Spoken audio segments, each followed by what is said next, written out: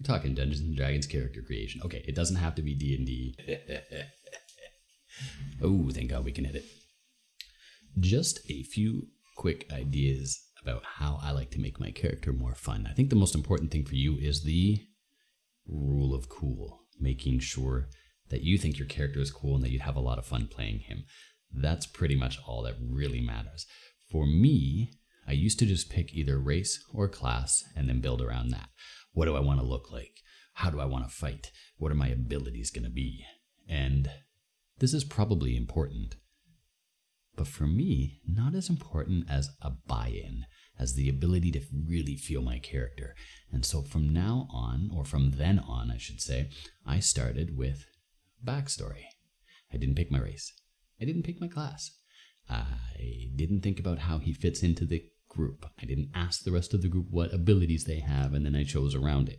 All of these things are very typical, and they do work, but they don't make me fall in love with the character.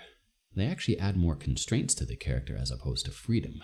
I have to fall in love with a character that meets all of this criteria first, and then hits my rule of cool as well. So for me, rule of cool is the background that I really like. For example, let's make a character together. Now, one of my favorite backgrounds is Hermit. Hermit is pretty cool because you get some pretty good skills out of it. Well, we're talking AD&D, by the way. Are we talking AD&D? Wow, I just went back like 15 years.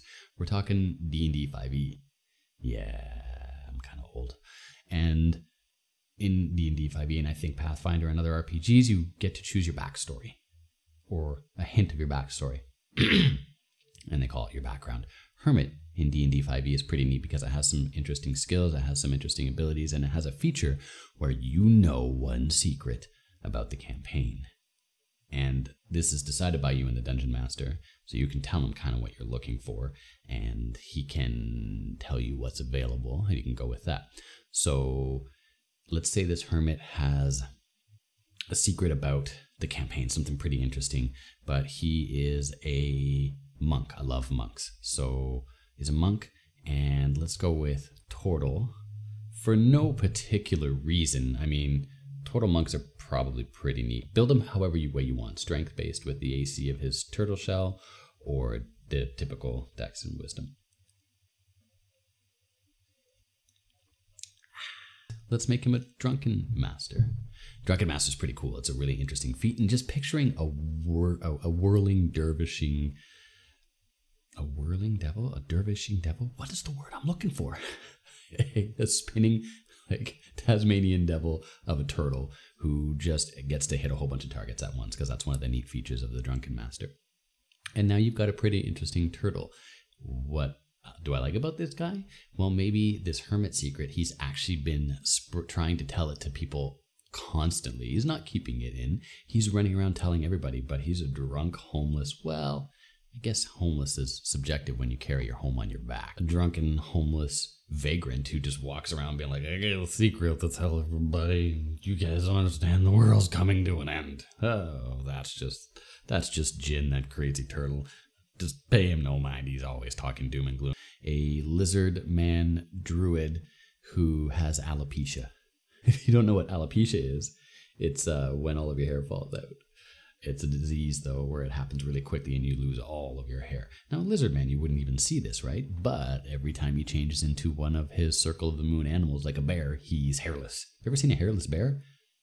It's frightening. And maybe he has a obsession with becoming an actual dragon. Maybe he even casts most of his spells out of his mouth, and he lies to people and say he's actually dragonborn or will ascend to dragonhood at some point in time. This is a pretty neat idea. I like it. It's pretty interesting. So these character traits are more important than race, class, and fitting into the group for me. Start with your background, start with your character traits, and then mix it together. The last tip, besides starting with background and character traits, I would say is try to play against type. I would say try to play against type. What do I mean by against type? Well, not everyone needs to be a brooding rogue who always has his hood up and is observing from the corner. It just doesn't work well with others. I do things alone. Why not be a rogue who's like ridiculously cheery? Why not? Wouldn't that be fun? Okay, not everyone has to play a paladin, a devout paladin follower of blah blah blah god. I don't play religious people much in D&D, but I understand the concept. Why not play one who questions everything?